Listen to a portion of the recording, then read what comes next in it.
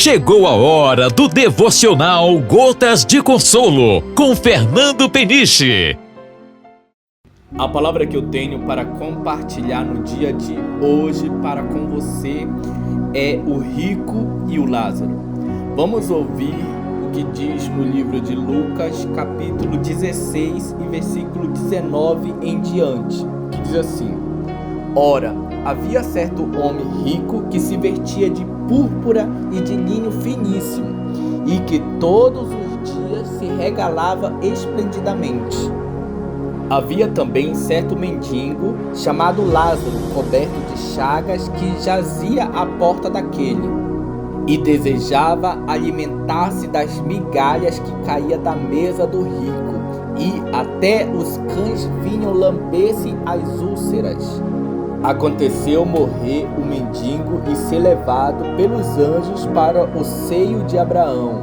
Morreu também o rico e foi sepultado. No inferno, estando em tormento, levantou os olhos e viu ao longe Abraão e Lázaro no seu seio. E então, clamando, disse: Pai Abraão, tenha misericórdia de mim, e manda Lázaro que molhe em água a ponta do dedo e me refresque a língua, porque estou atormentado nessa chama.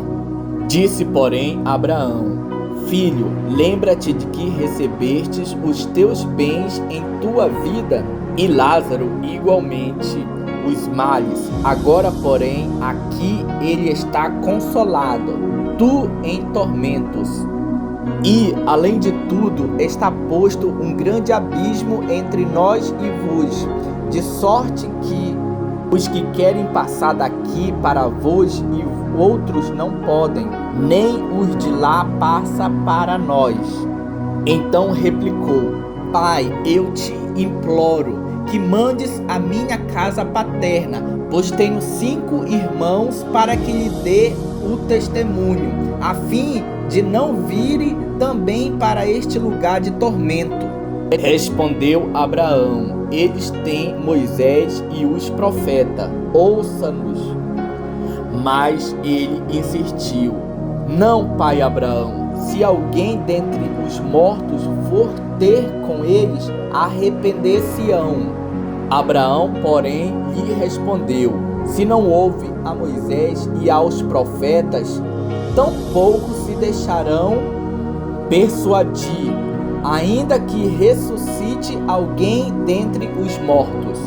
A minha gota de consolo para você nessa manhã é fazer você refletir sobre a justiça divina, o destino eterno e a urgência da palavra de Deus. Nós sabemos que Deus, ele é soberano, Deus, ele é justo e ele é santo. E nessa vida, muitas das vezes, nós vemos desigualdade. Alguns desfrutam da riqueza, enquanto outros sofrem com a pobreza.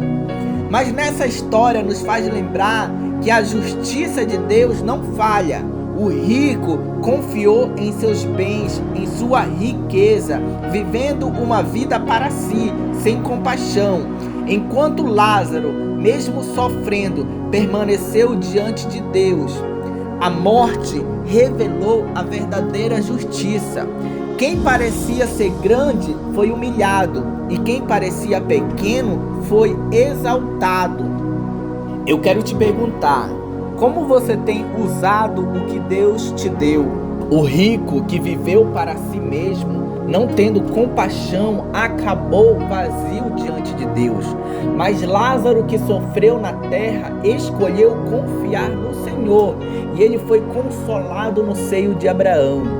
Isso nos mostra que a justiça de Deus é diferente da justiça humana. Aqui no mundo, muitas das vezes parece que o mal vence e que os injustos prosperam e os humildes são esquecidos. Mas Deus vê o coração, e no tempo dele a verdade aparecerá. Jesus mesmo nos mostrou isso com a sua própria vida. Mesmo sendo filho de Deus, ele escolheu a humildade. Nasceu pobre, viveu simples, sofreu injustiça e morreu numa cruz. aos olhos do mundo parecia derrotado, mas na verdade ele foi exaltado pelo Pai e se tornou o caminho para a vida eterna. Por isso nós, como cristãos, mesmo enfrentando injustiça, perseguição ou até mesmo dificuldades, podemos descansar na certeza que a justiça de Deus não falha, que quem confia nele nunca será abandonado. Pois os últimos serão os primeiros e os primeiros serão os últimos. O texto que acabamos de ler é claro. A vida após a morte não há segunda chance. O rico queria alívio, mas já era tarde demais. O abismo entre ele e Lázaro simbolizava a impossibilidade de mudança de lado após a morte.